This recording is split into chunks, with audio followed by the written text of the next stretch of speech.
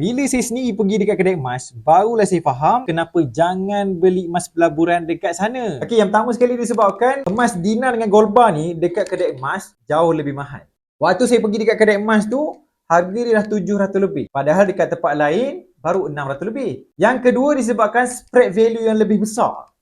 Spread value ni maksudnya perbezaan harga beli dengan harga jual. Harga jual tu waktu saya tanya dekat kedai emas tu kena tolak 20%. Sedangkan emas yang terbaik spread value-nya tak melebihi daripada 10%. Jadi dua sebab ni kenapa saya faham jangan beli emas untuk cepat dapat untung. Simpanan pelaburan dekat kedai emas disebabkan dua perkara yang sangat besar ni. Harga lebih mahal dan spread value yang sangat besar yang melambatkan kita dapat untung. Sedangkan kalau kita nak beli emas khusus dinar dengan gold bar ni, beli di tempat syarikat khas, fokus kepada emas yang macam ni. Contohnya Public Gold, syarikat yang dah ada dekat Malaysia sejak 2008. Sekarang ni dah mudah, boleh mula dekat aplikasi Icon Emas Scam ni. Yang belum ada boleh komen kat bawah ataupun boleh DM, nanti saya akan bantu sebaik.